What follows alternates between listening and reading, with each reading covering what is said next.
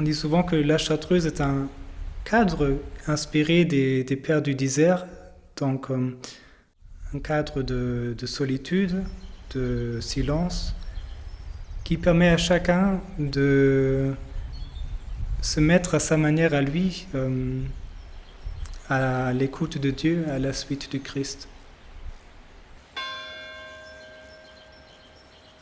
Notre tâche principale, c'est de vaquer à la prière, dans la solitude et dans le silence, aussi extérieur mais surtout intérieur. C'est peut-être la plus grande tâche de cette vie-là, d'entrer dans le silence intérieur qui rend possible la présence à Jésus.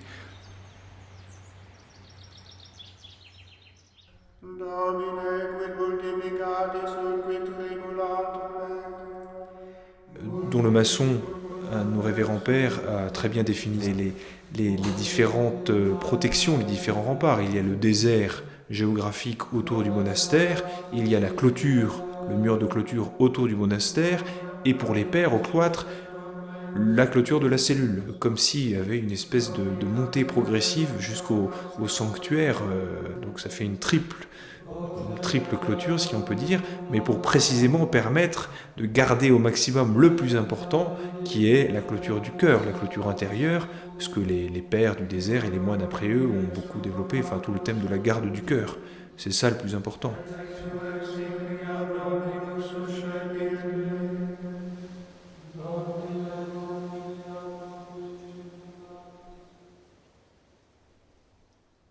Et je crois que l'essentiel, c'est vraiment cette intimité avec le Christ à laquelle il nous invite et qui en Chartreuse, je dirais, prend une dimension d'absolu.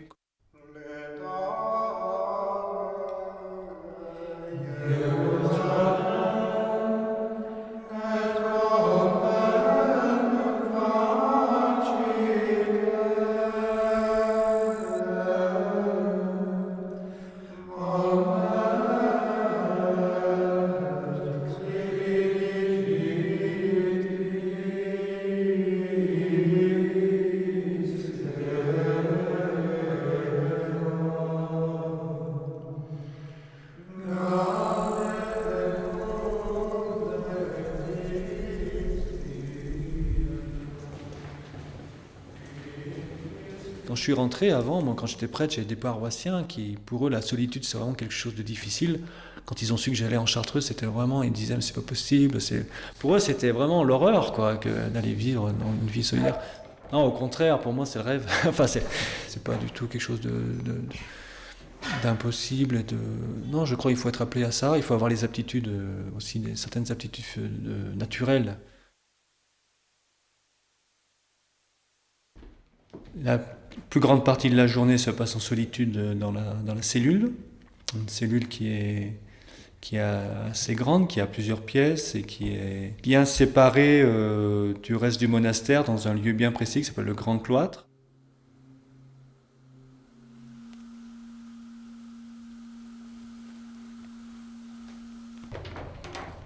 Il y a vraiment une vraie austérité, quelque chose d'assez rigoureux, quelque chose d'assez radical, surtout au niveau de la séparation d'avec le monde.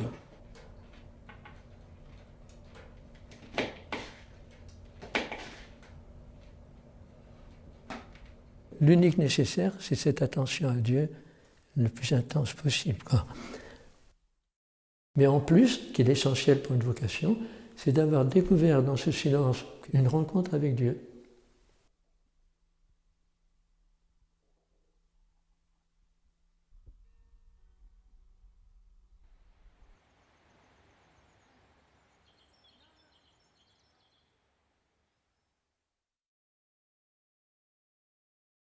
On a 2 grands temps de à peu près 1h45 le matin et 1h45 l'après-midi qui sont consacrés à l'étude et au travail manuel.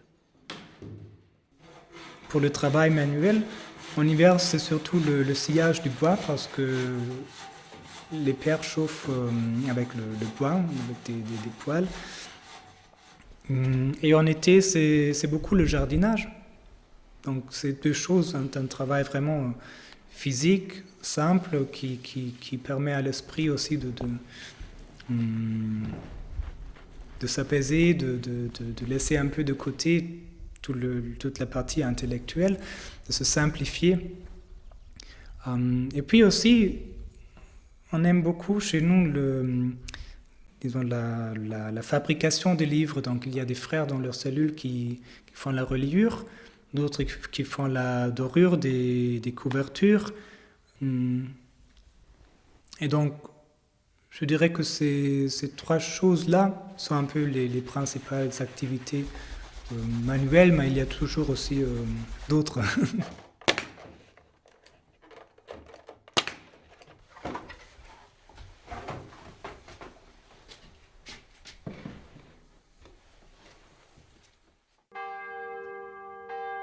Silence et solitude de la cellule, avec cette part très importante de la vie liturgique, que ce soit donc les offices, mais aussi la prière silencieuse qui la prolonge en quelque sorte.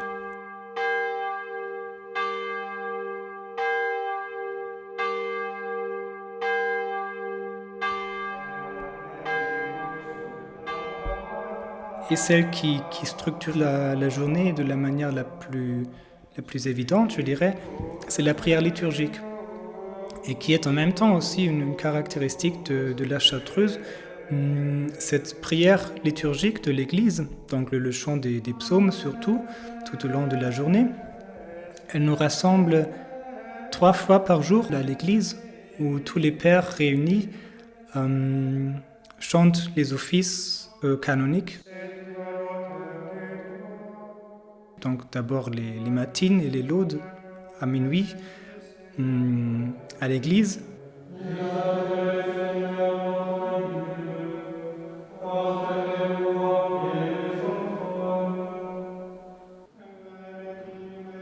Puis le matin, il y a une deuxième réunion pour la messe conventuelle.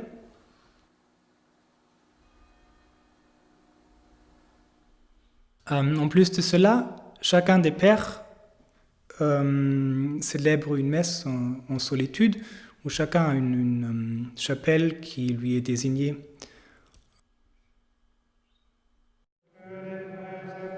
Et le soir, vers la fin de l'après-midi, on chante ensemble Vêpres.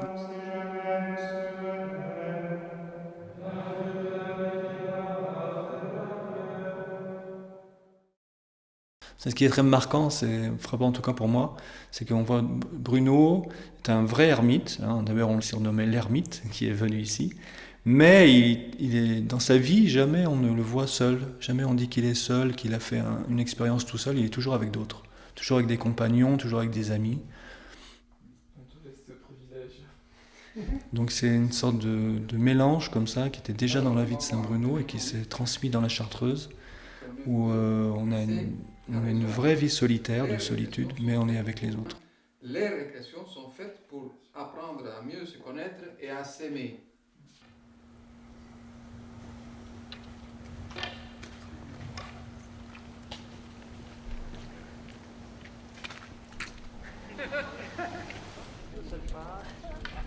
Tous les lundis, nous sortons, nous marchons ensemble pendant l'après-midi, pendant 4 heures de marche, et nous marchons 2 par 2, ce qui fait que nous pouvons avoir des discussions avec des confrères, et parfois très profondes. C'est un moment très fort et qui fait grandir beaucoup la communion, ça.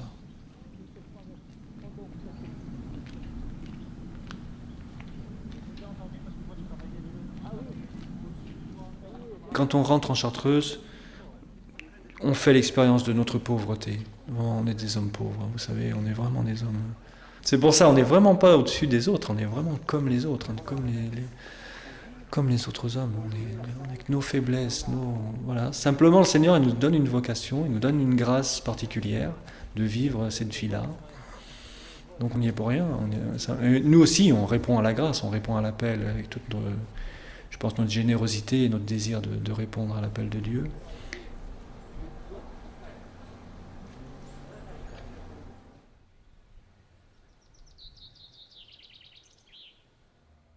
La vie des pères, elle est justement rendue possible par la vie des frères et vice-versa. C'est-à-dire, les pères dans leur cellule ont absolument besoin des frères qui leur préparent et même apportent la nourriture, qui s'occupent de l'entretien du monastère, de la préparation du bois de chauffage, etc. Donc de toute la vie, de toute la subsistance matérielle du monastère et de chacun des pères. Et vice-versa, aussi les frères ont besoin des pères, surtout pour les sacrements, donc pour la célébration eucharistique chaque matin, mais aussi bien sûr pour la confession. Donc il y a une sorte de réciprocité dans les services, les uns des services plutôt matériels, les autres les services sacerdotaux, qui unissent de manière très très profonde la communauté. En plus de cela aussi, le repas commun que nous prenons tous les dimanches à midi et toutes les solennités, où tous, pères et frères ensemble, sont réunis. Dans l'église, du 18 au 25 septembre, semaine mondiale de prière pour la paix intéressante. Et il y a aussi à quelques moments de l'année des récréations de toute la communauté, où donc aussi pères et frères sont ensemble pour une bonne heure d'échange. Je sais plus, non, c'est lié à Dieu, c'est pas comme Saint Jean,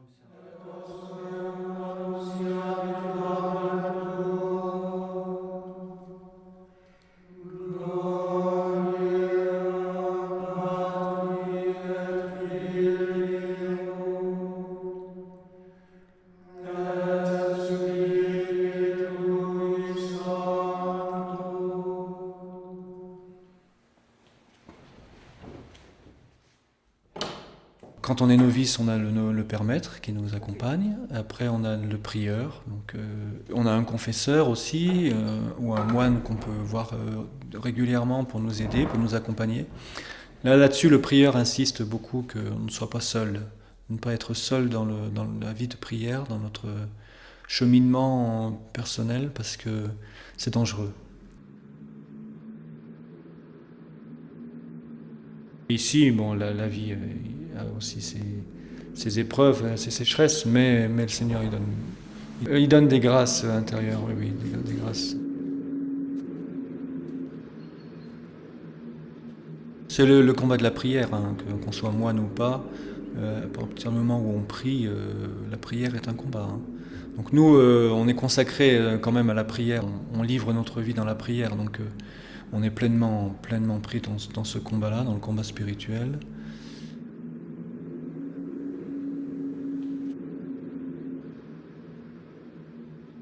Oui, il y a toujours le combat de tous les jours,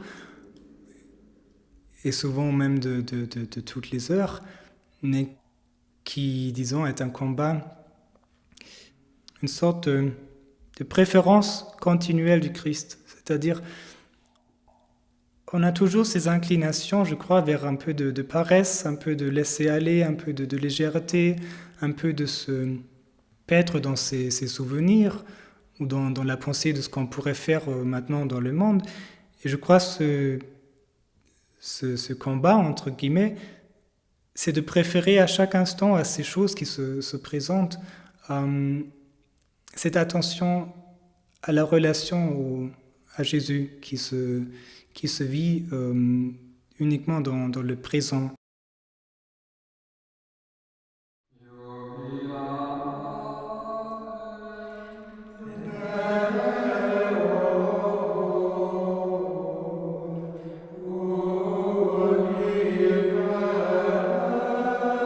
C'est une vie très belle, très exaltante et très exigeante.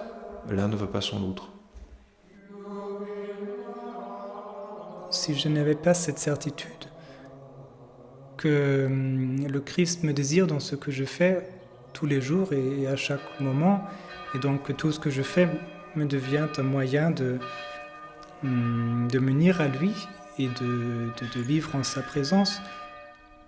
Je crois que sans cela, je ne verrais que l'aspect de ce à quoi j'ai renoncé, donc à une famille, donc non seulement à ma famille d'où je viens, mais aussi à la famille que j'aurais pu fonder, à tous mes amis, à un travail dans le monde. Mais en même temps, je fais l'expérience que cette présence du Christ et cette intimité qui est rendue possible par la vie en Chartreuse et qui a besoin de ces renoncements pour une plus grande liberté intérieure, et récompense 1000 fois tout ce qu'on a quitté, si on peut dire.